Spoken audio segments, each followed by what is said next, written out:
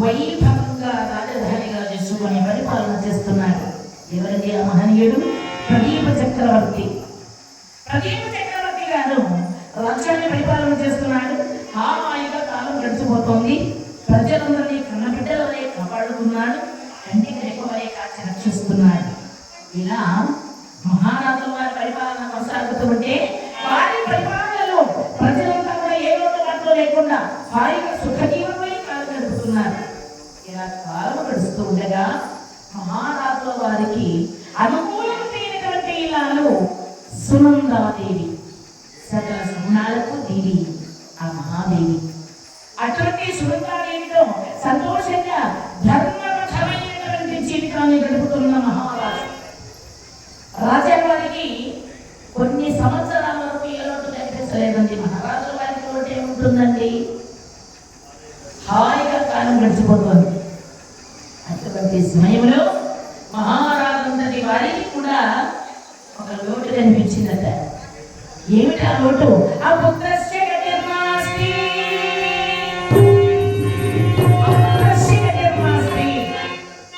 సంతాన భాగ్యం అనేటటువంటి మాట కరువైనది.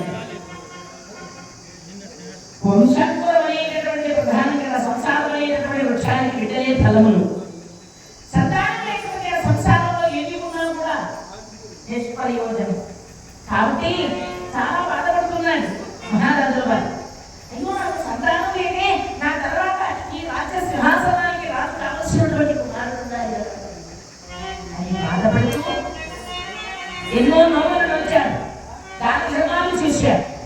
ఫలితం లేక తపస్సర్వార్థ సాధకం అని అనుకున్నాడు, తెలుసుకున్నాడు. ఏదో అదే పలికింది. తపస్సు చేస్తే సాధించలేనిది ఏది ఉండదట.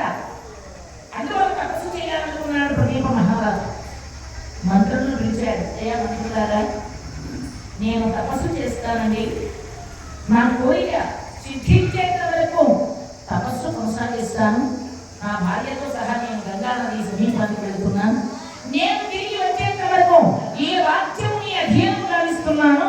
చాలా జాగ్రత్తగా మీరు చూసుకోండి అని చెప్పి మహారాజా వారు సునందాదేవిని వెంట పెట్టుకొని గంగా నది సమీపానికి చేరుకున్నారు.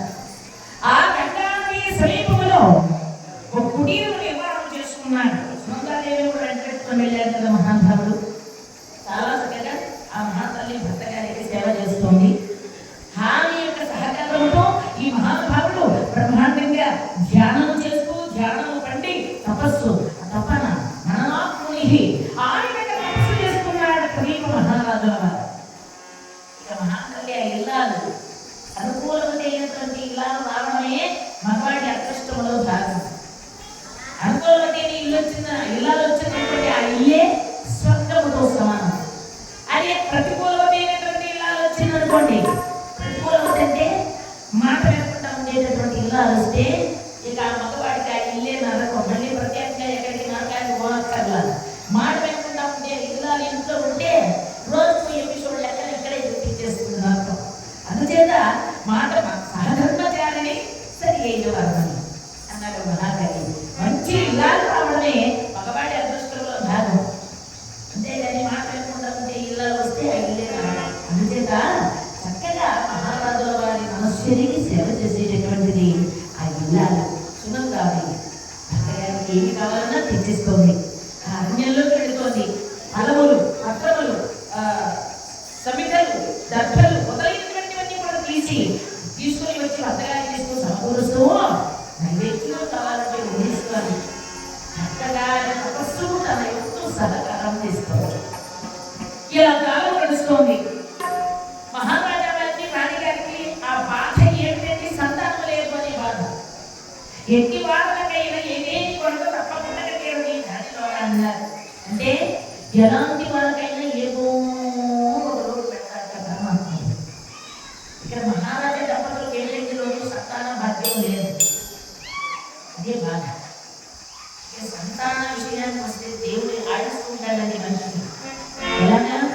వద్దురా బాబోయ్ దేవుడా సంతానము వద్దు వద్దు అని కోరుకుంటా ఉంటారు కొంతమంది. స్వామి మాకే తినడానికి లేదు, మాకే ఉండడానికి లేదు, మా బిడ్డలు వస్తే వాళ్ళకి ఎలాగా, కాబట్టి వద్దు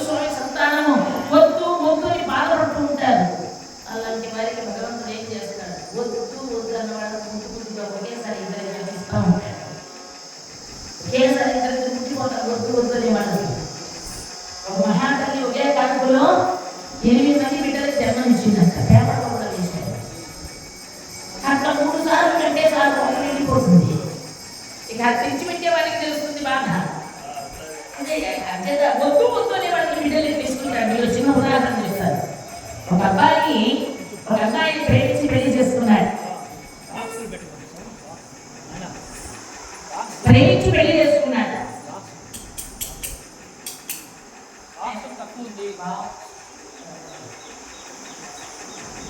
అలా ఒక అమ్మాయిని ప్రేమించి పెళ్లి చేసుకున్నాడు. చక్కగా అందమైన అమ్మాయి భార్యగా వచ్చింది. హాయిగా సంతోషంగా జీవితం గడుస్తూ ఉంది. 1 సంవత్సరం క్రితంగానే అమ్మాయి గర్భం దాల్చింది. ఒక పట్టు లాంటి మగబిడ్డకు జన్మనిచ్చింది. ఎందుకంటే ఇంకేం కావాలండి? కోరిన అమ్మాయి భార్యగా వచ్చింది. సంవత్సరం తిరగనే పట్టు లాంటి మగబిడ్డ చేరుకొచ్చాడు. ఎందుకంటే ఇంకేం కావాలి? బ్రహ్మాండంగా వాడికి నామకరణం జరిపించేసి బ్రహ్మాండంగా వచ్చిన వాళ్ళందరికీ విందు భోజనాలు ఏర్పాటు చేసేసాడు. ఆనందంగా ఉంది. మంచి పేరు పెట్టాడు. అందరితో ఆగింద బండి పోతానే ఉంది. 2వ సంవత్సరానికి మళ్ళీ ఆమె గర్భం కాల్సింది. మళ్ళీ 2వసారి కొడుకు పుట్టాడు. అక్కడతో ఆగింద ఇంకా పోతానే ఉంది. 3వసారి కొడుకు, 4వసారి కొడుకు, 5వసారి కొడుకు, 6, 7, 8, 9, 10, 11, 12, 13, 14, 15 ఆయమ్మ నా మీదే వస్తా ఉంది.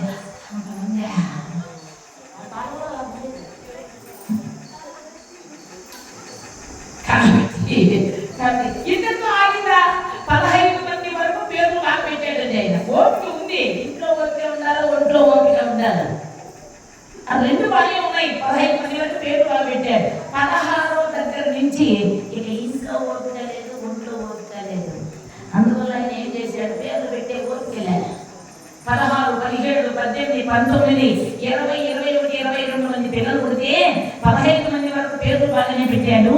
కానీ 16వ నెంబర్ దగ్గర నుంచి ఏమండి, నెంబర్ 16, నెంబర్ 17, నెంబర్ 18, నెంబర్ 20, 21, 22 ఇలాగన్నమాట. నెంబర్లే 16వ దగ్గర నుంచి అన్ని నెంబర్లే. 19, 20 నాన్నగారు నాన్న ఏం చేస్తారు వాళ్ళు వచ్చి అలా నెంబర్లు పెట్టేసినాడండి. 22 మంది బిడ్డలు. ఇంటి నిండా మాట్లాడుతున్నారు. బాగా ఆలోచన చేసుకోండి. 2 లోకాలకు మనం 50, 7, 14 లోకాలు కనిపిస్తా ఉన్నాయి మనకు. 22 మంది బిడ్డలతో ఎప్పుడుంటున్నది ఇల్లు? ఒకడు వస్తాడు, నాన్న నాకు పలక కావాలి అంటాడు. ఇంకోటి వస్తాడు, నాన్న నాకు బలపం అంటాడు. ఇంకోటి వస్తాడు, నాన్న నాకు పుస్తకం కావాలి. నాన్న ఇంకేమిట్రా, నాకు పెన్ను కావాలి, నాకు పలక, నాకు బలపం, నాకు బొమ్మ, నాకు అమ్మాయి కావాలన్నాడు. ఒకటి వచ్చి ఏమిటండి అయ్యో అమ్మాయి బొమ్మ డాడీ ఆడుకోవడానికి. ఇలా 22 మంది చుట్టూ చేరి ఎలా సృష్టిస్తా ఉంటే అమ్మ బాబోయ్ ఈ బిడ్డలు వద్దు, ఈ భార్య వద్దు, ఈ సంసారమే వద్దు అని కాశీకి వెళ్ళిపోయాడు ఆయన. కాశీకి వెళ్ళిపోయాడు. అలా కాశీకి వెళ్ళినటువంటి ఆ క్షణంలో 1 సంవత్సరం ఆయన అక్కడే ఓపిక పెట్టి ఉండిపోయినాడు కాశీలో. అక్కడేమో మనసు ఉంటుంది ఆ పెద్ద మనిషికి. కళ్ళు మూస్తా ఉంటే 22 మంది పిల్లలు కళ్ళల్లో కనిపిస్తా ఉన్నారు. కళ్ళు తిరుగుతానా అందమైన గడ్డ ముందుకొస్తా ఉంది. ఎట్లో 23వ సంవత్సరం దాకా ఉండిపోయాడు. 24వ సంవత్సరానికి మళ్ళీ ఇంటికి వచ్చేసాడు. ఆయన ఇంటికి రాగానే ఈవిడ ఏడుపు ఎందుకంటే బ్రహ్మాస్త్రం ఆడవాళ్ళకి ఎవరికి ఎంత పని చేశారండి? చెప్పకుండా వెళ్ళిపోతారా? మీకు నేను ఏం లోటు చేశానండి? ఏమైనా పిండి వంటలు వండమంటే వండదన్నానా? నీకు ఏమైనా లోటు చేశానా? నీకు పెట్టకుండా నేను తింటానా? మీ భగవాన్ బుద్ధి ఈవిడ ఏడుస్తా ఉంది. ఆయన ఓదారుస్తామని ఎదురు అయిపోయింది. ఏమైపోయిందండి? 1 సంవత్సరం కాదు ఎంత బాధపడ్డాను నేను. ఏదో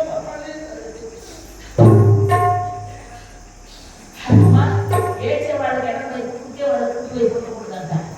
సరే భర్త ఓదార్చినాడు. మళ్ళీ కాంప్రమైజ్ అయిపోయినారు. మళ్ళీ సంసారం కొనసాగిస్తా ఉన్నారండి.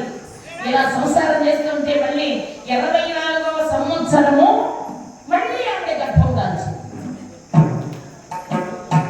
అప్పుడు ఈ మొగుడుకు మాట అన్నట్ట ఏమి ఇన్నేళ్ళు మన జీవితంలో సంవత్సరానికి ఒకడు ఏదో 2 దేవుడు ఇచ్చాడు మనం చేయబట్టే మనం ఏముందండి? అది కాదే 23వ సంవత్సరం మాత్రం గ్యాప్ వచ్చిందే. వెళ్ళి దేవుడు ఇచ్చాడు, మనం చేయబట్టే మన దేవుడి. సరే ఈ నెల పని ఉందని టౌన్లో పోయినాడు. ఈమెకి ప్రసవ వేదన ప్రారంభమైంది. ఈమెని హాస్పిటల్కి తీసుకెళ్ళారు. డాక్టర్ పురుడు పోసింది. ఆ తల్లిని బిడ్డను చూద్దామని వచ్చాడు ఆ యొక్క భర్త గారు. అటొక ఉయ్యాల, ఇటొక ఉయ్యాల, అటొక బిడ్డ, ఇటొక బిడ్డ. ఏంటో ఇది అన్నాడు ఆయన. మీరే కదండి 23వ సంవత్సరం గ్యాప్ వచ్చిందన్నారు. గ్యాప్ లేకుండా పిల్లలు చేసేసానండి. ఒకేసారి తిరుగుతున్నారు, నేను ఏం చేసేది. వద్దు వద్దు అనే వాళ్ళకి ఇలా వస్తూ ఉంటారు, ఇలా పుడుతూ ఉంటారు బిడ్డలు. కావాలి కోరుకునే వాళ్ళకు ఒక బిడ్డను కూడా ఇవ్వడట పరమాత్ముడు. అలా ఆడిస్తుంటాడండి. ఇక్కడ ఎంత రాజ్యం ఉంది, వైభవం ఉంది, పేరు ప్రఖ్యాతులు ఉన్నాయి, మంది మార్గాలు ఉన్నాయి, అష్టైశ్వర్య శని సంపన్నలతో తొలతూగేటటువంటి ప్రదీప మహారాజుల వారికి ఆయన భార్య సునందాదేవికి ఒక్క లోటు, అదే సంతాన భాగ్యము లేదు. అందుకే ఈ మహానుభావుడు తపస్సు చేస్తున్నాడు. ఒకనొక రోజు గంగాని ఒడ్డున తపస్సు చేస్తున్నాడండి.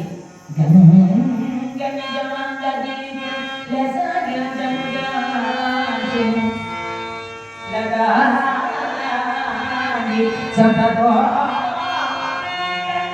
గంగాదేవి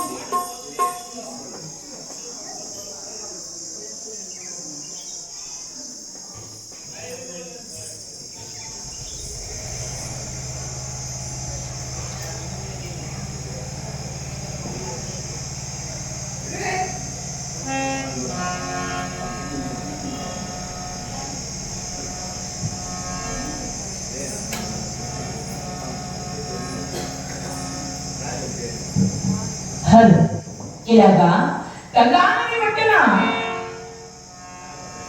ఆ యొక్క ప్రదీప మహారాజు వారు కూర్చొని ధ్యాన నిమగ్నుడై ఉన్నాడు, తపస్సు చేస్తున్నాడు.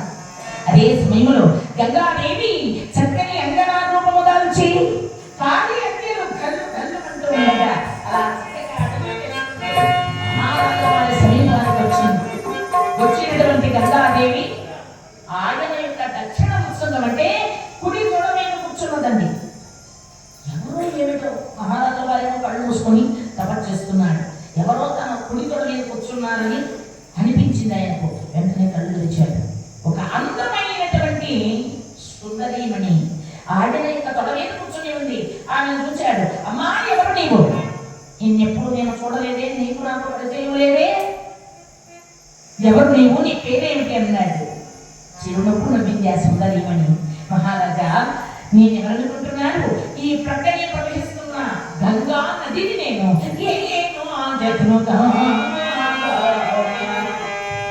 ఇంద్ర సమానని సద్గుణావంతపు సదశే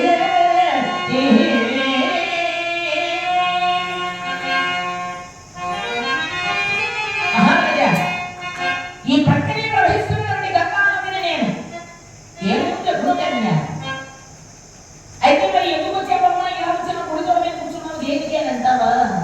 ఇంద్ర సమానే సత్యమావల్లకు సందర్శించి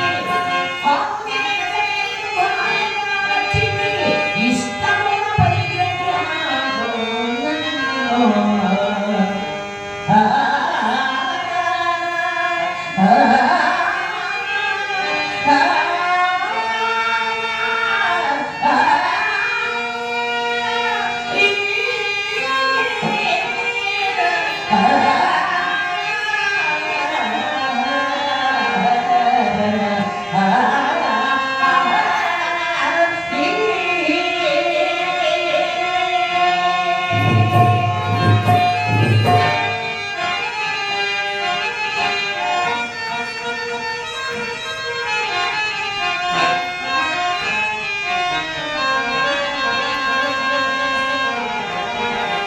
మహారాజా ఈ పక్కనే ప్రవహిస్తున్న గంగా నదిని అని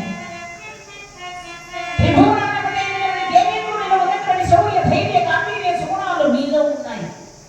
ఆ సూర్యునిలో ఉన్నటువంటి దివ్య తేజస్సు మీలో ఉంది. కాబట్టి మీ శౌర్య ధైర్య గాంభీర్య సుగుణాలకు మెచ్చి మీ దివ్య తేజస్సు చూచి మెచ్చుకుని మీ ఇల్లాలై సుఖపడదామని వచ్చానండి. ఇష్టమున కలిగిపు నన్ను ఇష్టముతో నన్ను స్వీకరించండి, నన్ను మీలాగా చేసుకోండి, నేను గంగా నదిని మహారాజా అని నోరు తిరిగి అడిగిందండి. ఆ పలుకులు విన్నాడు ప్రదీప మహారాజు. ఎందుకంటే సౌందర్యవతి గంగాదేవి వచ్చి అడుగుతుంటే ఆయన ఏమన్నాడు తెలుసా? అమ్మా గంగా, ఎంత మాటలు మాట్లాడుతున్నావు. ఈ మాటలు లోపల వింటే భక్తులు నమ్మిపోతారు. ఎందుకంటే లోకాలన్నింటినీ పరమ పాపము చేయగలిగినటువంటి నీవు నన్ను పెళ్లి చేసుకోండి అని అడుగుతున్నావా?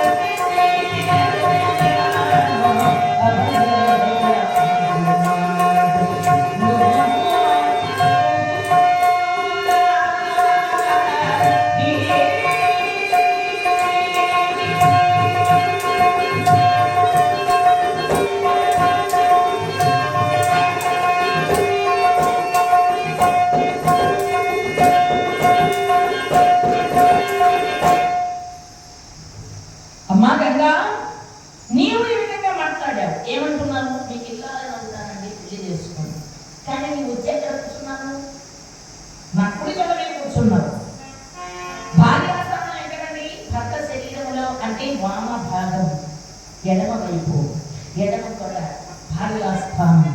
కానీ నీ వచ్చిన కుడి తల మీద కూర్చున్నావు. ఇది కొడుకుల కోడంగా స్థానమే కానీ భార్యాస్థానము కాదు. కాబట్టి నేను భార్యగా స్వీకరించను. అయితే నీ మనస్సు బాధపడకుండా నీకు ఒక మాట ఇస్తాను గంగా. ఈ తపశక్తి వలన నాకు చక్కని సంతానం కలుగుతారు. నా కుమారులలో నీవు ఒకరికి భార్య ఒకదుగాక. అంటే నా కోడల స్థానంలో కూర్చున్నావు కాబట్టి రాబోయే కాలంలో నా కుమారునికి నీ విధాలు అవుతావు. నీకు ఒక మాట ఇస్తున్నాను గంగా, నిమ్ము పొమ్ము అన్నాడు. గంగాదేవి ఎక్కడి నుంచి వెళ్ళిపోయింది. అందుకే వాళ్ళ చరిత్రలు వేళ మనం చెప్పుకుంటున్నాం. మహానుభావులు గంగాదేవి అంతటి మహాతల్లి వచ్చి నన్ను పెళ్లి చేసుకోండి అంటే నాకు అవసరం లేదు. అగ్నిసాక్షిగా పెళ్ళాడిన భార్య ఉంది, ఆమె పేరు సునందాదేవి, అరణ్యములకు వెళ్ళి ఉంది. కాబట్టి నేను నెత్తిన పెట్టుకొని ఊరేస్తానా, వెళ్ళి వెళ్ళి అన్నాడు ఆయన. చివరికి ఆమె బాధపడుతుంటే కోడలు పోతా పోము అన్నాడు. అది వాళ్ళ గొప్ప ఇంద్రియ నిగ్రహత. ఇప్పుడు బస్ స్టాండ్లో ఏం నిలబడుతున్నాడు అనుకోండి, ఒక అమ్మాయి బస్ స్టాండ్లో కనిపించింది అనుకోండి, ఇక జోడిలో ఉండాల్సిన దువ్వెన ఉండదు. అలా చేస్తాడు దువ్వెన 2-3 సార్లు వేస్తాడు. ఉంటుంది. అమ్మాయే సన్నగా అరమనే నవ్వుగా మధ్యకి కొడుగానే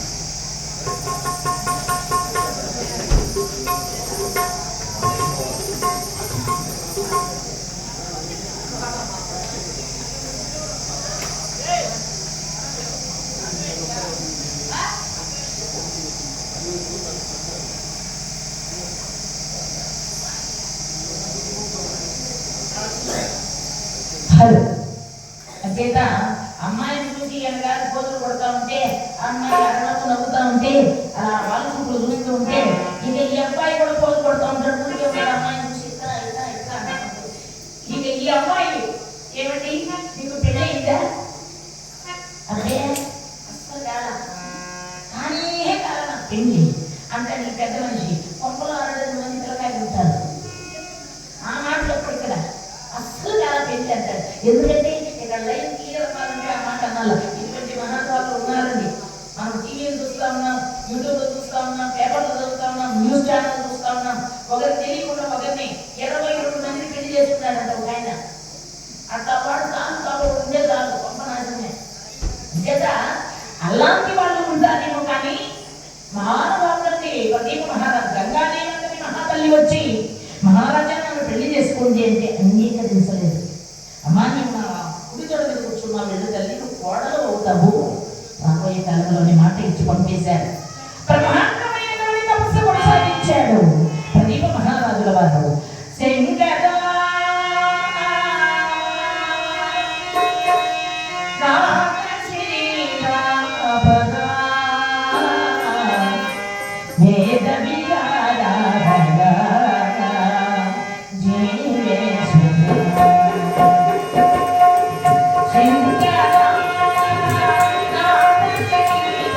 Bye.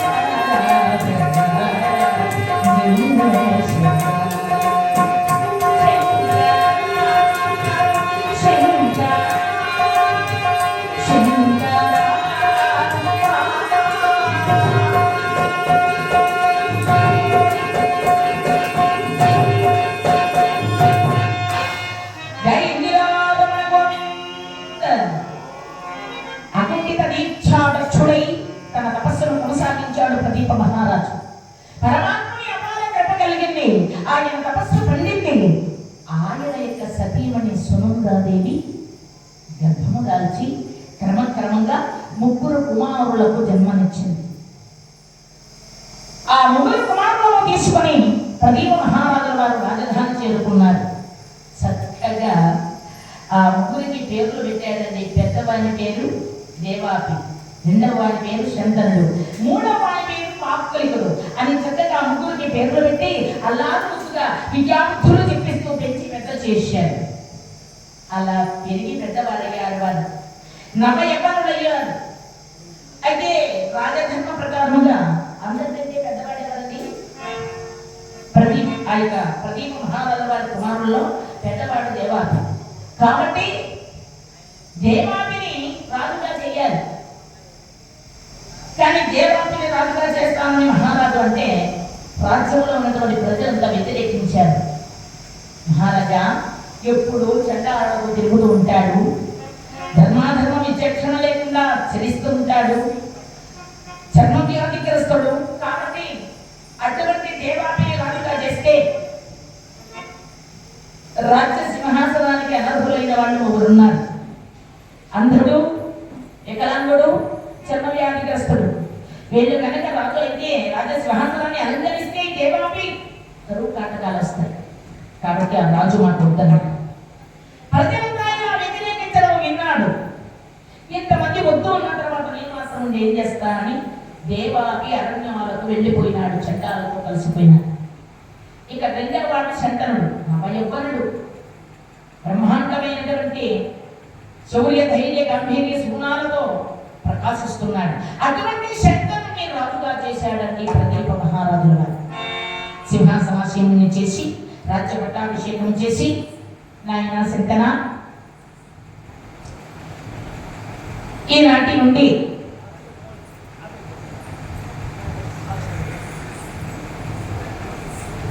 పంచమ వేదం అనబడేటటువంటి మహాభారతం ఎంతో వైభవపేతంగా పరమాల మహాభారతముగా చుట్టుపక్కల గ్రామాలు, ప్రజలు, భక్తులు, విరాళదాతలు, భేదాతలు అందరి సహకారంతో బ్రహ్మాండమైనటువంటి మహాభారత యజ్ఞం అత్యంత వైభవపేతంగా కూడా జరిపిస్తున్నారు. అటువంటి మహాదాతలు, మహానుభావులు, గౌరవనీయులు, పూజ్యులు, కర్మకర్త గారు అయినటువంటి వారు శ్రీ దద్దాల రమేష్ నాయుడు గారు, అటువంటి మహానుభావులు ఈ యొక్క బ్రహ్మాండమైనటువంటి కొన్ని లక్షల ఖర్చుతో ఆ యొక్క మండపాన్ని నిర్మాణం చేసినటువంటి నిర్మాణదాత అటువంటి రమేష్ నాయుడు గారికి, అలాగని రెడ్డి గారికి, తదితర పెద్దలు, మహానుభావులు ప్రతి ఒక్కరు కూడా ఇక్కడ ఈ కార్యక్రమం మునుపటి నుంచి కూడా భీష్మాచార్యుల వలె కంకణము ధరించినటువంటి మహనీయులందరూ కూడా ఇక్కడ చాలా చక్కగా అద్భుతంగా ఈ కార్యక్రమాన్ని శ్రమ ధన ఖర్చులకు వచ్చి మహాభారతాన్ని జరిపిస్తున్నారు.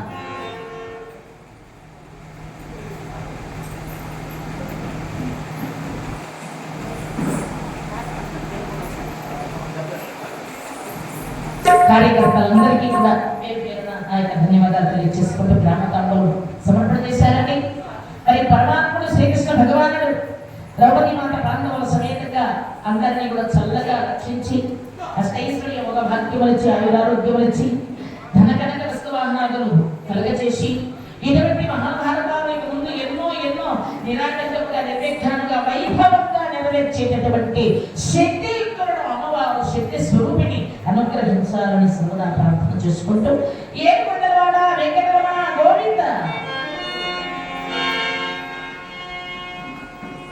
సరే, ఈ విధంగా ఎప్పుడైతే ఆ శంతనుని రాజుగా చేశాడు, శంతనుని మహారాజుగా చేశాడు. నాయన శంతన, ఈనాటి నుండి రాజ్యం అనేది నీవే రాజుగా రాజ్య పరిపాలన చేయాలి అని రాజధర్మములు, ఆపద్ధర్మములు అనేకముగా చెప్పి ఉన్నటువంటివన్నీ కూడా అప్పగించి మీ తల్లి మేము ఇరువురు కూడా అరణ్యాలకు వెళ్ళిపోతాము నాయన. ఒక వయసు మీరిన తర్వాత ఇంకా ఐహిక సుఖాలకు ఆశించకూడదు, ముని వృత్తి భావన అవలంబించాలి. కాబట్టి మేము అరణ్యానికి వెళ్ళి భగవన్నామం చేసుకుంటూ వానప్రస్థాశ్రమ ధర్మాన్ని స్వీకరిస్తామయ్యా. అయితే చివరిగా ఒక మాట చెప్పాడు బయలుదేరేటప్పుడు, నాయనా శంతన, ఏమిటి నాన్నగారు, ఏమాడైనా గంగా నదీ సమీపమున నే ఒక అందమైన సుందరవాణి కంటికి కనిపించినట్లయినా, నాయనా ఏనాడైనా నీకు ఒక అందమైన అమ్మాయి ఆ యొక్క గంగా నది సమీపంలో కనుక నీ కంటికి కనిపిస్తే ఆ అమ్మాయి ఎవరు ఏమి అని అడగద్దు, కులగోత్ర విమర్శనమే వద్దు. ఆమె నీవు నీదానిగా చేసుకో అని చెప్పి ప్రదీప మహారాజుల వారు సునందాదేవి అరణ్యానికి వెళ్ళిపోయారు. ఇక శంకరుడు మహారాజయ్యాడంటే హస్తినాపురి పట్టణానికి అత్యంత వైభవతంగా ప్రజలందరినీ తన కంటికి రెప్పవలే కాచి రక్షిస్తున్నాడు. ప్రజలు కూడా మహానుభావుడు ధర్మాత్ముడైన శంకరుని పరిపాలనలో ఏ లోటు లేకుండా సుఖంగా జీవిస్తున్నారు. ఇలా ఉండగా ఒకరోజు శంకరుడు అరణ్యానికి వేటకు వెళ్ళాడు. గంగానది సమీపంలో వేట కొనసాగించాడు. సాయంకాలం వెళ్ళయింది. ఒక చక్కనైన అందమైన సుందరాంగి, ఎలా ఉందండి ఆవిడ, నల్లనము నునుగురు నాచుకీ వెలుగా గల నల్లని ఆ కురులు నాచుకీగలాగా గాలికి అల్లల్లాడుతూ ఉన్నాయి. అటువంటి ఆ మీన నయన, ఆ సుందరాంగి, చందమామ లాంటి మోము, లేదకు పాఠాలు చెప్పే చూపులు, కమనీయమైన కరపల్లవములు, సింహ మత్స్యము లాంటి సన్నని నడుము, ఆ అద్దాల వంటి చక్కని చెక్కిళ్ళు, ఆ కొండపట్టు లాంటి పెదవులు, ఆ ముత్యాల వంటి చక్కని పలువరసైనటువంటి సౌందర్యముతో ఆమె ఒంటరిగా సంచారం చేస్తోంది. ఎలా ఉందంటే, ఎంత సమయం అది, సూర్యుడు అస్తమించాడు, పొద్దు మునిగిపోయింది, చీకటి కమ్ముకునేసే. ఇంత అందమైన అమ్మాయి ఇంత మహారణ్యములో ఒంటరిగా పెడతా ఉంది. ఈమెకు భయం అనిపించలేదా? అడుగుదాం అని మహారాజుల వారు, ఓ అమ్మాయి, ఏమిటమ్మాయి ఒంటరిగా సంచారం చేస్తున్నావు? వెలుగు చీకట్ల సత్తు ఆ సమయంలో ఒంటరిగా సంచారం చేయడానికి నీకు భయం అనిపించలేదా? ఎవరో నీకు చెప్పేవారు లేరా? ఒంటరిగా వెళుతున్నావేంటి అన్నాడు. అంటే అమ్మాయి అన్నది, మహారాజా, నేను ఒంటరిదాన్ని ఎందుకు అవుతానండి? మీరు నా కంటికి ఎదురకుండా నాకు జంటగా మీరు ఉన్నారు కదా అన్నది అమ్మాయి. మరి నా చెప్తని అంగీకారం అయితే, ఆడవాళ్ళ ఇంట్లో మాట్లాడితే ఆయన మగవాడు, అందులో మహారాజు, ఆయన ఊరుకుంటాడండి. ఓ సుందరి, నేను జంటగా ఉన్నానంటున్నావు కదా, నా జంట నీకు అంగీకారం అయితే మా ఇంటికే రావచ్చు కదా అన్నాడు మహారాజా. మహారాజా, నేను మీ ఇంటికి వస్తే ఏమవుతుందండి? ఏమవుతుందా? నేను నా ఇంటి దాన్ని చేసుకుంటాను. అసలు నేను ఎలా ఉన్నానో తెలుసా? చిగురు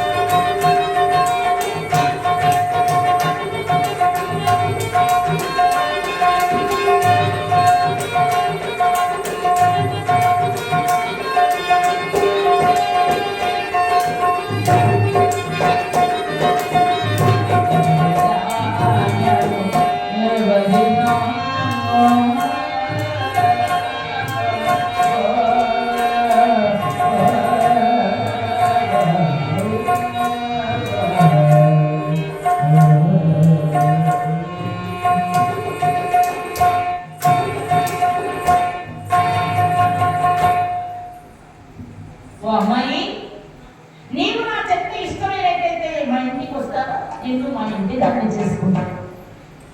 నేను ఎవరిని ఆలోచన చేస్తున్నారా? ఏడు నీవు లెగలేని విభవమున ఏడు వాడనము కంత చందన మహారాజు నేను హస్తినాపుర ప్రభువుని భరతఖండాన్ని పరిపాలన చేస్తున్నటువంటి వాడిని. కాబట్టి నీ వస్తానంటే నా ఇంటి దాన్ని చేసుకుంటాను, అంతఃపుర మహారాణిగా చేస్తాను నిన్ను అని పలికాడు మహారాజు. మహారాజా చాలా సంతోషం అండి. నేను మీ ఇంటి దాన్ని అవ్వాలంటే, నేను మీ వెంట రావాలి అంటే మీరు నాకు 2 మాటలు వాగ్దానం ఇవ్వాలి, ప్రమాణం చేయాలి. ఏమి కావాలో కోరుకు అన్నాడు మహారాజు. మహారాజా, నేను ఏమి చేసినా మీరు నాకు అడ్డు చెప్పకూడదు. నాకు కష్టమైనటువంటి మాటలు ఇప్పుడు మీరు మాట్లాడకూడదు. ఈ 2 మాటలకు మీకు అంగీకారమైతే, మీరు ప్రమాణం చేయగలిగితే నేను మీ వెంట వస్తాను. ఏమిటండి, నీవేం పని చేసినా నేను అడ్డు చెప్పకూడదు, అంతే కదా? అంతే మహారాజా. నా మనసుకు నీ మనసుకు కష్టమైన మాటలు ఎప్పుడు మాట్లాడకూడదు, అంతే కదా? అవును మహారాజా. మహారాజు మనసులో అనుకుని ఉంటాడు, నా ఉద్దేశం ఆడవాళ్ళకు చీరలు నగలంటే చాలా ఇష్టం కదా. భర్తగారు కొనుక్కో అంటే 40 చీరలు ఉంటారు. ఏమే చీరలే కొనద్దు అంటే మాకు ముఖ్యం ఉంటుందా? 20 చీరలు ఉన్నా ఉంటారు. ఈ నగలు, చీరలో రక్కలో ఈ బతుకుతానేమో ఆడవాళ్ళని ఆయన ఊహించుకొని ఉంటాడని నా ఉద్దేశం. అయితే ఇక్కడ మహారాజు ఏమన్నాడు? మాట ఇచ్చేశాడు. అమ్మాయి, నీవు ఏ పని చేసినా కూడా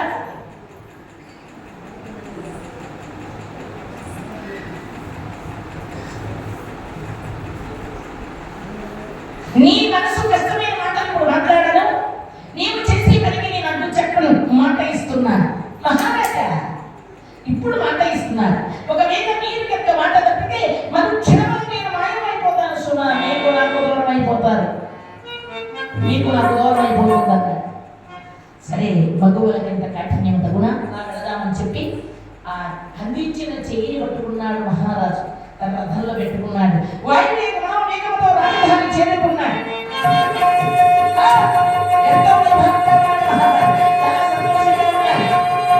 రాజధాని చేరుకుంటున్నాడు.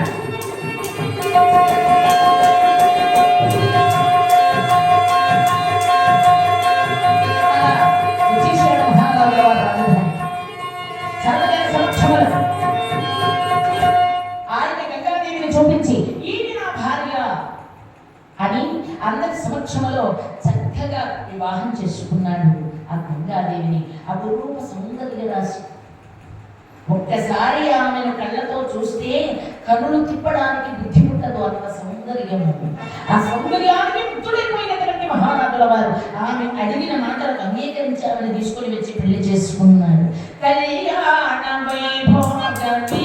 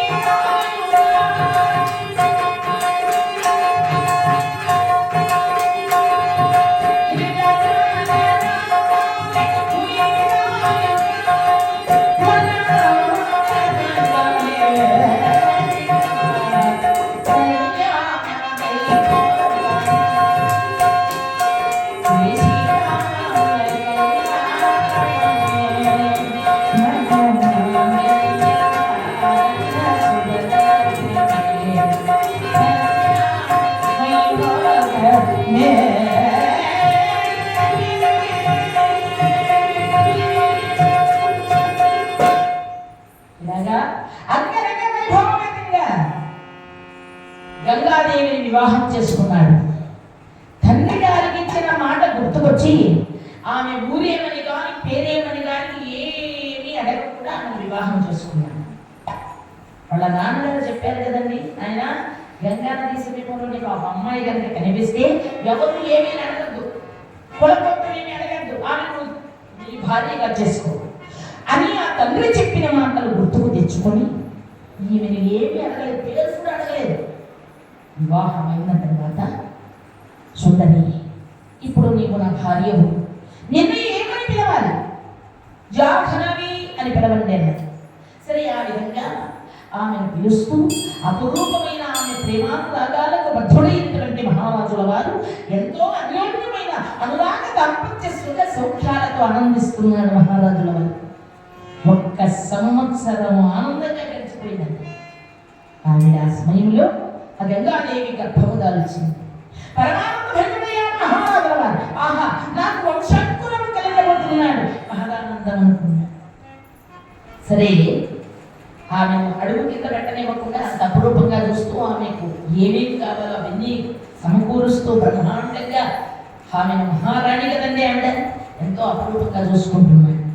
ఇలా నెలలు నిండిన తర్వాత ఆ గంగాదేవి పరిపూర్ణ గర్భము పండగాని పండులాంటి మగ బిడ్డకు జన్మనిచ్చింది. జయ ఇందిరారమణ గోవింద. ఒక దాసి పరుగు పరుగున మహారాజు వారి దగ్గరికి వెళ్ళింది. మహారాజా మహారాజా మహారాజా. ఆ దాసి ముఖ విలాసాన్ని పోల్చుకున్నాడు మహారాజు. ఏమిటమ్మాయి అన్నాడు. మహారాజా, మీకు శుభవార్త తీసుకొచ్చానండి, పండు లాంటి మగ బిడ్డ పుట్టాడండి మీకు అని చెప్పింది దాసి. ఆహా, శభాష్, ఎంత సంతోషకరమైన వార్త తెచ్చామని చెప్పి చక్కగా ఒక ముత్యాల హారం ఆమెకు కానుకగా ఇచ్చి ఆ బిడ్డను చూడడానికి మహారాజుల వారు తన కార్యక్రమాన్ని ముగించుకొని బయలుదేరిస్తున్నాడు. ఇంతలో ఆ మహారాణి గంగాదేవి పుట్టినటువంటి పసిబిడ్డ కళ్ళు కూడా తెరవలేదండి, శరీరం మీద తడి కూడా ఆరలేదు. పచ్చి బాలింతరాలు ఈవిడ, పసిబిడ్డ ఆ బిడ్డ. అటువంటి ఆ పచ్చి బాలింతరాలు తలకు కట్టుకున్నది, చెవుల్లో దూది పెట్టుకొని తల కట్టుకొని పాదాలు పాదరక్షలు వేసుకొని నిండుగా వెచ్చగా కప్పుకొని అన్ని బాగున్నాయండి, 6 లక్షలు తక్కువ అన్నట్టుగా ఆ పుట్టిండే పసికందును పుట్టిళ్లలో పసిబిడ్డను ఎత్తుకొని ఊరి చివర ఉన్న ఏటి దగ్గరికి ప్రయాణమైంది. అక్కడ ఉన్న వారందరూ అమ్మా అమ్మా అంటున్నారు.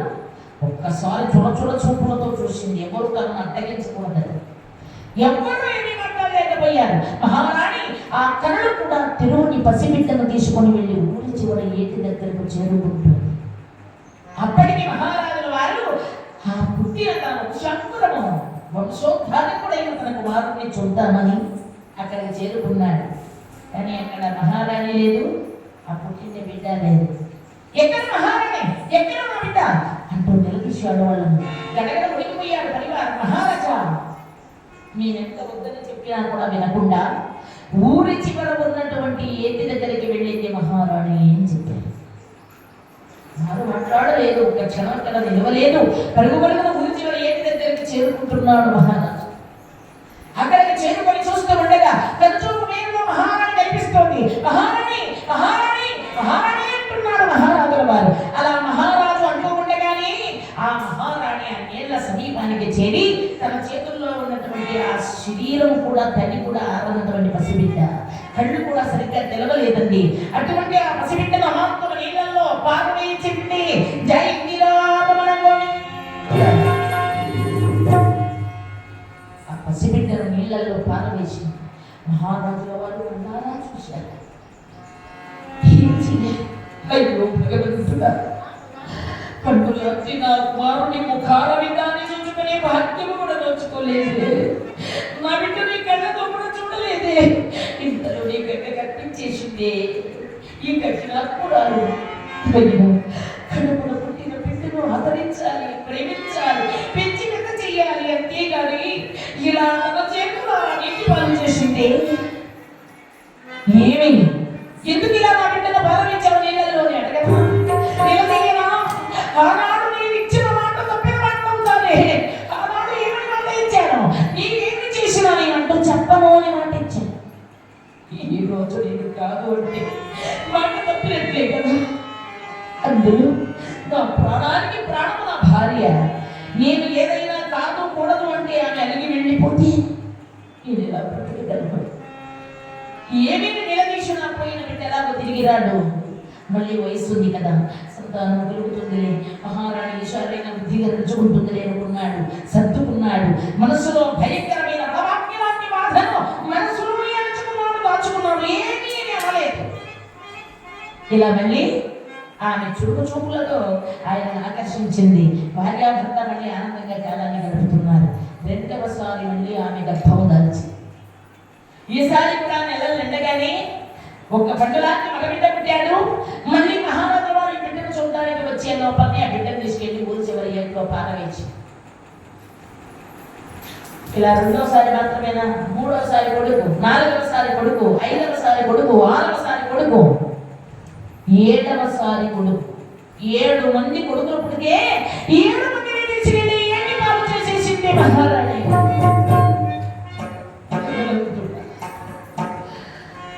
చక్కనైనటువంటి నా కుమారుడు, వంశోద్ధారకులైనటువంటి వారై ఈ యొక్క మహాసామ్రాజ్య సింహాసనాసీనుడి రాజ్యాధికారులు చేయవలసినటువంటి నా కొడుకులు గంగపాలైపోయారు.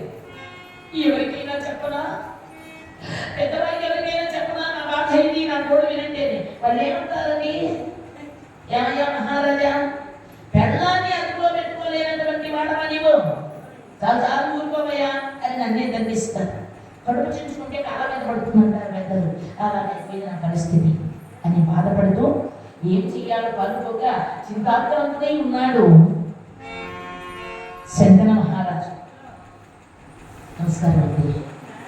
కొంచెం ముందుకు రండి అమ్మ, కొంచెం పక్కన జరిగింది. మహానుభావుడు వస్తున్నారు చాలా రోజుల తర్వాత. నమస్కారం స్వామి. కొంచెం ముందుకు రండి. ఆయమ్మ ఆటంగా చూస్తాము. ఇక్కడ కాదమ్మా, అక్కడ కథలో ఒక మహానుభావుడు వస్తున్నాడు. ఎవరైనా మహనీయ వేణాంగాని విశాలుడు, బ్రహ్మ మానస పుత్రుడు, సచ్చరిత్రుడు, పరమ పవిత్రుడు, విమలగాత్రుడు, నారదీతి నారద, జ్ఞాన ప్రదాత అయినటువంటి నారద మహామణి వస్తూ ఉన్నాడు. మురగర నగధర ముకుంద మాధవ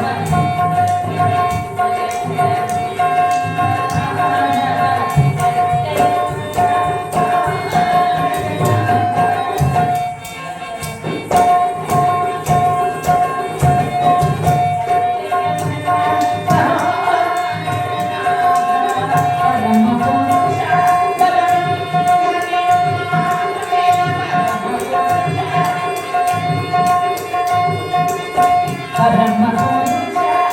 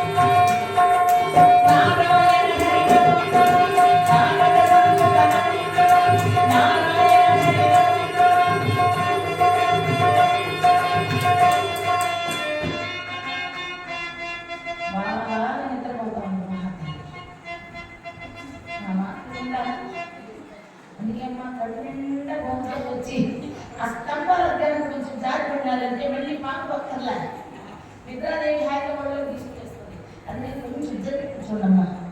మహాతల్లి పుణ్యాత్మరాలు హరికథ జ్ఞానానికి వచ్చింది. ఆ మాదిరి ఉండాలంటే భక్తి ఎందుకంటే మీరు కూడా అందరూ కూడా గోవిందనామం చెయ్యాలి. పరమాత్ముడికి జన్మనిచ్చాడండి.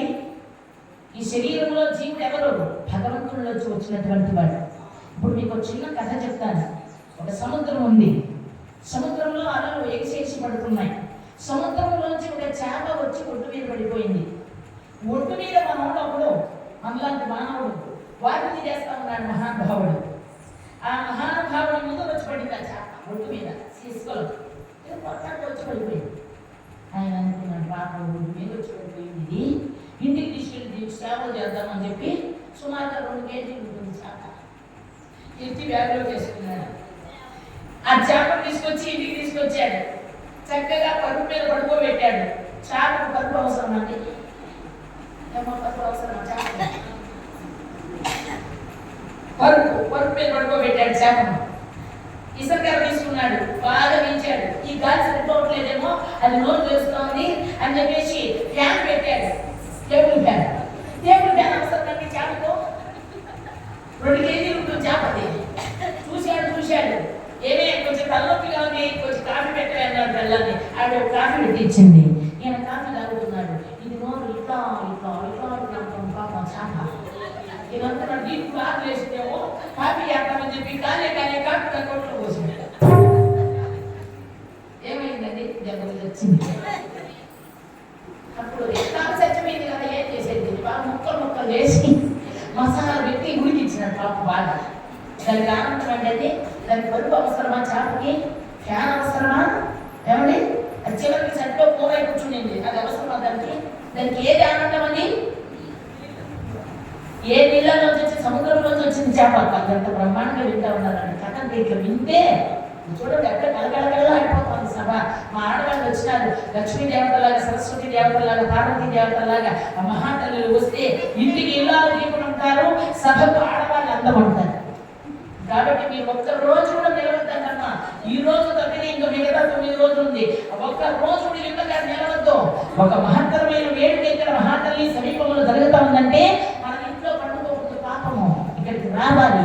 ఈ సన్నిధానానికి వస్తేనే ఎక్కడ భారతం జరుగుతుందో సకల దేవతలు ఉంటారు, సకలమైనటువంటి యక్షులు, గంధర్వులు, గంధర్వులు, కిన్నెర, కింపురుషులు, సిద్ధులు, దేవతా గణమంతా కూడా ఇక్కడే ఉంటారు. పార్వతీ పరమేశ్వరుడు ఉంటారు, అశ్వత్థామ ఉంటాడు, ఆంజనేయ స్వామి ఉంటారు, ద్రౌపదీ మాత, పాండవులు, శ్రీకృష్ణ భగవానుడు, స్వామి వారు ఎక్కడ ఉన్నారు? 33 కోట్ల దేవతలు అక్కడే ఉంటారు. కాబట్టి భారతం ఎక్కడ జరుగుతుందో అక్కడ సకల దేవతలు కూడా నివాసమై ఆవాసమై ఉంటారు.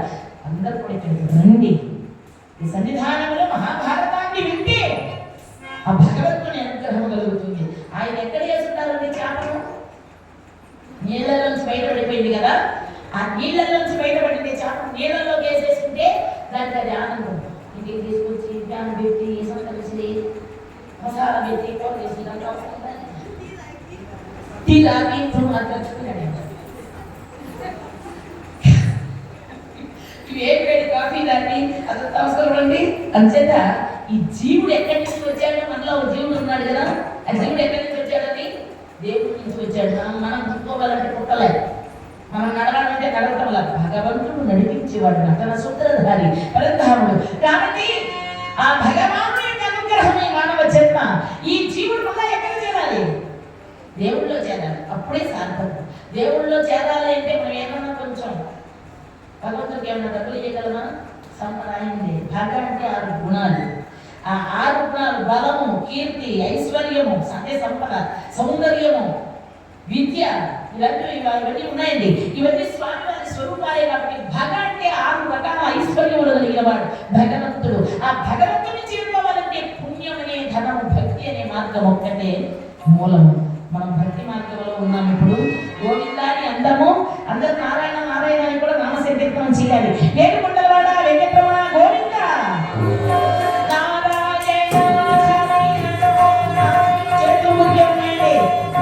అందరూ కూడా చేతులతో గోవింద నామం చేయాలి.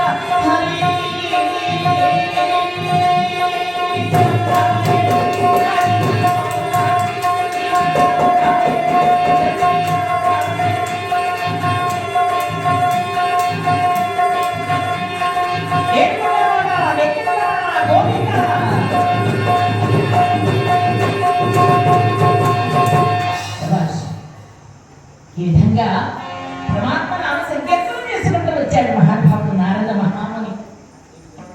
చక్కగా శంకర మహారాజు వారి ఎదురు వెళ్ళి నమస్కరించి గౌరవించి పూజించి అక్షపాత్యములిచ్చి చుండజేశారు. పెద్దవాళ్ళకి మనం ప్రత్యేకంగా ఏం చెప్పక్కర్లేదని మనం ఎట్లా వాళ్ళు పుచ్చుకునేస్తారు. శంకర మహారాజా, ఏమిటి స్వామి, అందరి బాధలు తెచ్చేటటువంటి వాడివి, నీవు చాలా బాధగా ఉన్నాడేంటయ్యా? స్వామి, ఏమని చెప్పమంటారు?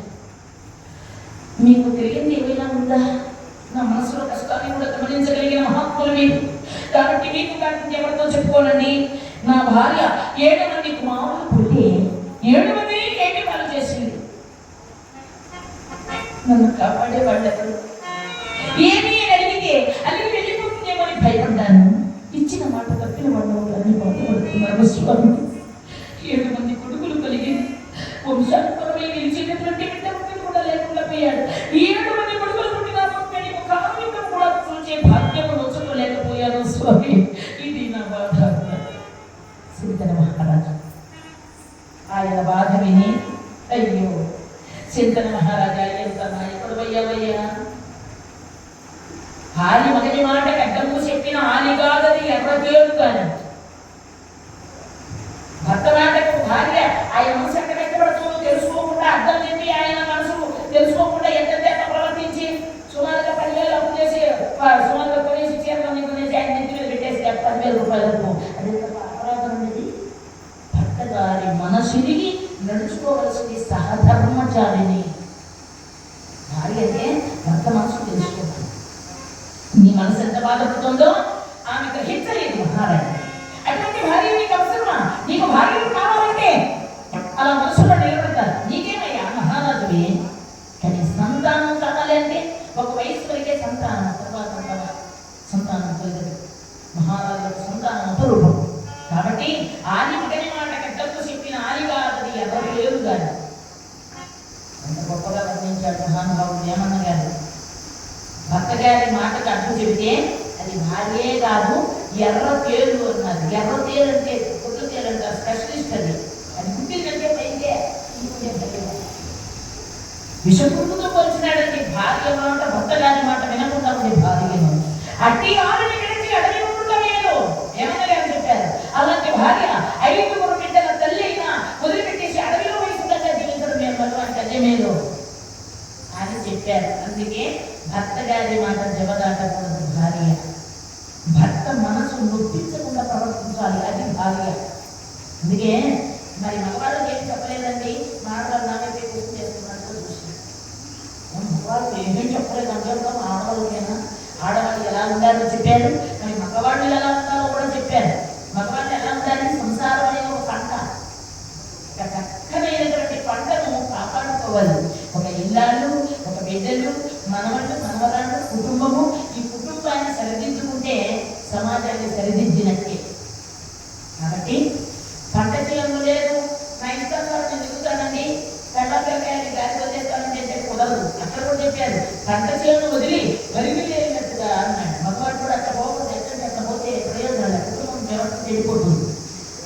అంతేక ఎవరికి తగినట్టుగా వాళ్ళకి చెప్పారండి. ఇక్కడ మహానుభావుడు అన్నాడు, అయ్యా నీ సంతానం కాపాడుకో, మళ్ళీ సంతానం పోతే నీకు దొరకదు, నీ ఇష్టం అన్నాడు. చక్కగా చెప్పాల్సిందంతా చెప్పేశాడు. నారద మహాత్ముడు వెళ్ళిపోయాడు. ఎవరికి ఏ యొక్క మాట చెప్తే ఏమవుతుందో, ఏ ఫలితం వస్తుందో, ఏ ఐడియా ఎక్కడ వర్కౌట్ అవుతుందో నారద మహాత్ముడికి తెలిసినంతగా ఎవరికి తెలియదండి. ఆయన అక్కడ వెళ్ళిపోయాడు. శంకరుడు ఒక నిర్ణయానికి వచ్చాడు, ఈసారి నా బిడ్డను నేను కాపాడుకోవాలి అని గట్టి భద్రత ఏర్పాట్లు చేశాడు. 8వ సారి గంగాదేవి గర్భము దాల్చింది. 8వ సారి నెలలు నిండగానే ఒక చక్కనైన కుమారుణ్ణి ప్రసవించింది. జయ ఆంజనేయ వరద గోవింద పరిపాలించండి. లక్ష్మీ రమణ గోవింద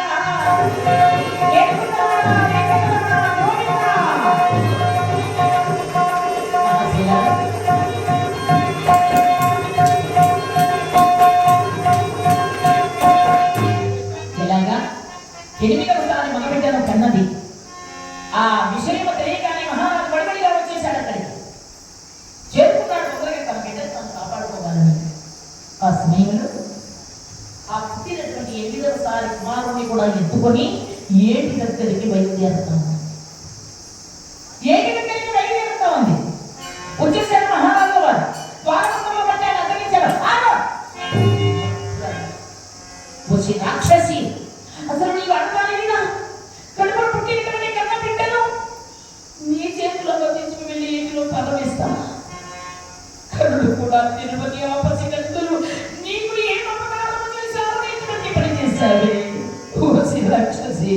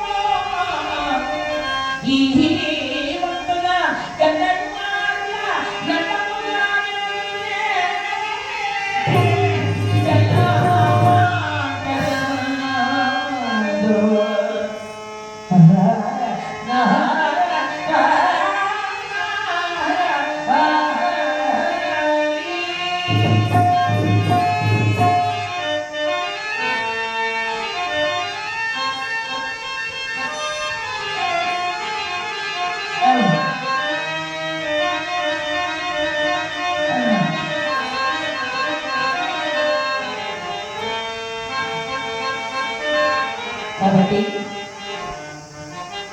ఆడవాళ్ళు ఎన్నో నువ్వులను వస్తారు. స్త్రీత్వానికి పరిపూర్ణత్వం, ఆడదానిగా జన్మ తీసుకున్నందుకు పరిపూర్ణత్వం అమ్మాని పిలిపించుకోవడమే కదా, కన్న తల్లి ఆనందించడమే కదా. అటువంటి కన్న తల్లులు కావాలని ఎంతో మంది ఆడవాళ్ళు ఆరాటపడుతూ మొక్కులు మొక్కుకుంటారు. 7 మొక్కల వాడా వెంకటరమణ, నాకు బండులాంటి కొడుకు పుడితే నా కలవేలాగా నీకు ఇస్తానయ్యా, బిడ్డకి ఎంత బరువు ఉంటే అంత మధుర పదార్థము తుంక వేసి నీకు ఇస్తానయ్యా.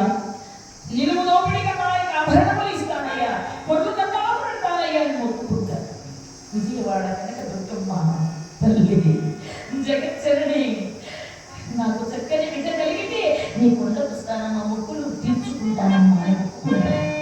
అలాంటి ఎన్నో రోజులు ఉపవాసాలు చేస్తారు, ఎన్నో దేవతలకు మొక్కులు మొక్కుకుంటే ఇటువంటి సంతానం కలుగుతుంది. కానీ పుట్టినటువంటి సంతానాన్ని ఏటిలో పాలవేసేటటువంటి తల్లులు ఎక్కడైనా ఉంటారా? దౌర్భాగ్యురాల 7 మంది బిడ్డలు ఏటి పాలు చేశారు. ఇక ఈ బిడ్డలు అలా చేయడానికి వీలు లేదు, నా బిడ్డ నాకు కావచ్చునే ఇవ్వక బిడ్డల బిడ్డలు లాగేసుకున్నాడండి. ఆ యొక్క గంగాదేవి మహారాణి అస్సలు కిందైనా బాధపడలేదు. మహారాజా, ఆనాడు మీరు నాకు ఒక మాట ఇచ్చారు, మర్చారా? అది నేనేం చేసినాను అడ్డు చెప్పడం అన్నారు. ఈవేళ మాట తప్పారు. నేను చేసే పని అడ్డుకున్నారు. నాకు మనసు కష్టమైన మాటలు ఎప్పుడు మాట్లాడను అని చెప్పారు. ఈవేళ నోటికి వచ్చినట్టు చెప్తున్నారు. కాబట్టి ఈ క్షణం నుంచి మీరు నాకు భర్త కాదు, నేను మీకు భార్య కాదు. మీది నా దాడి నాది, మీరు కట్టిందే దాన్ని కూడా మీరే తీసుకోండి అని ఆయన ముఖాన్ని నా తాగి సిరేసి వెళ్ళిపోతామని గంగాదేవి. మహారాజుల వారు చూశాడు. ఆగు, నీ వెళ్ళిపోతే నాకేం బాధ లేదు, కానీ నీవెందుకు వచ్చావో అది చెప్పు. నువ్వు నిజంగా స్త్రీవేనా, లేక స్త్రీ రూపంలో ఉన్న రాక్షసివా? నా 7 మంది కొడుకులను ఎందుకు అలా చేశావు?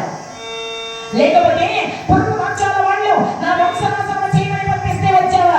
చెప్పు, చెబితే కానీ నేను కథలు నివ్వను అన్నాడు మహారాజు. ఇక గంగాదేవి చిరునవ్వుతో, మహారాజా, నేనెవరో ఈ బిడ్డలు ఎవరో చెప్తాను, అంతే కదా? చెప్తాను, వినండి. సమయభంగం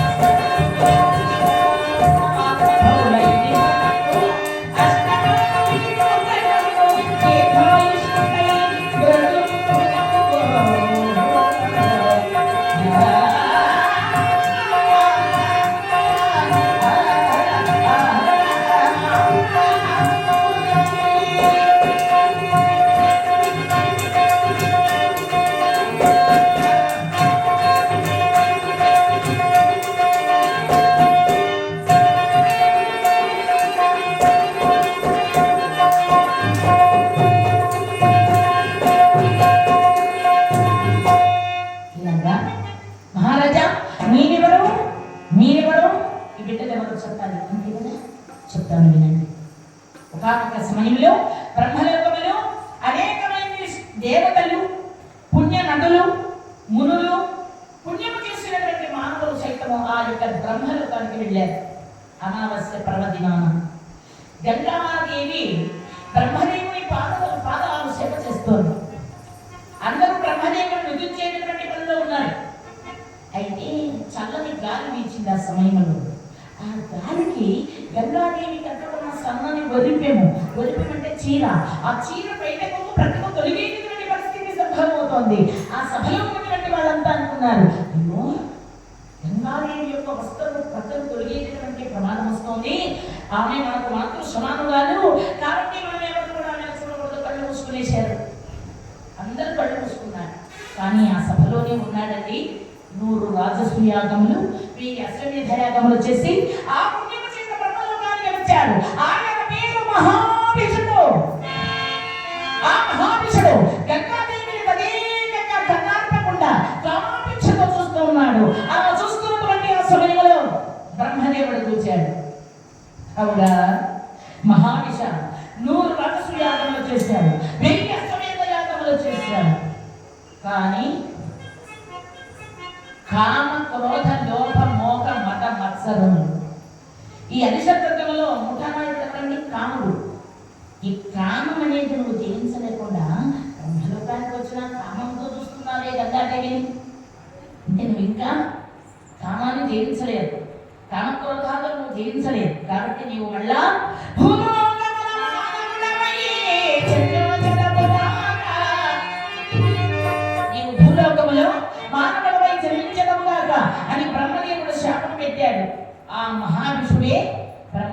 నుంచి పక్కకు వచ్చేసాడు ఆ శాపం తీసుకుని.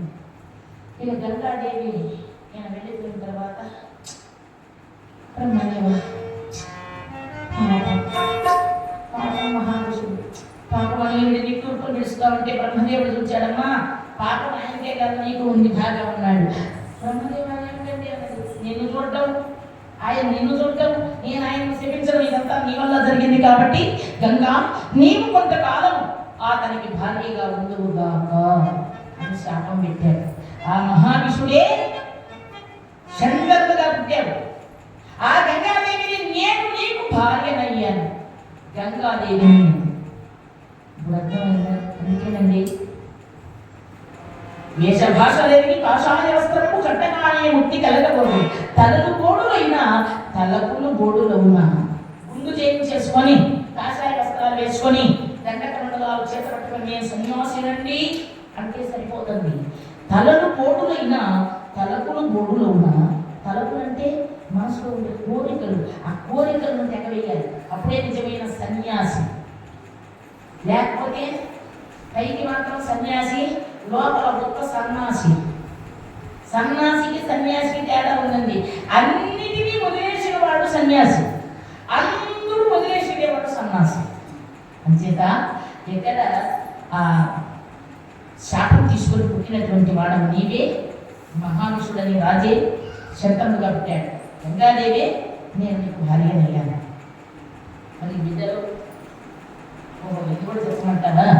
అష్టవసవులు అనలుడు, అనిలుడు, సోముడు, అధ్వరుడు, ధ్రువుడు, వరుణుడు, ప్రత్యూషుడు, ప్రభాసుడు 8 మంది అండి. ఈ 8 మంది అష్టవసువులు. మరి 8 మంది అష్టవసువులు వాళ్ళ వాళ్ళ భార్యలను వెంట పెట్టుకొని ఒకనొకసారి భూలోక మన విహారార్థం వచ్చారు. వచ్చి అందరికీ మరి నందిని దేవతను చూశారు వశిష్ఠ మహాముని ఆశ్రమంలో. అందరికంటే చిన్నవాడు ప్రభాసుడు. ప్రభాసుని భార్య యోగ సిద్ధి. యోగ సిద్ధి ఏమండి ఏమిటి అన్నాడు? ఆ గోవు నాకు కావాలండి. ఎందుకు ఏమంటావు? ఏమండి ఈ గోవు పాలు తాగిన మానవులు అజరామరమై 10,000 ఏళ్ళు జీవిస్తారట. అంటే ముసలిదనం రాకుండా, చావు లేకుండా 10,000 ఏళ్ళు బతుకుతారంట మానవులు పాలు తాగితే. ఆ గోవు నాకు కావాలండి. ఎదుదనా మనం మానవులు కాదు,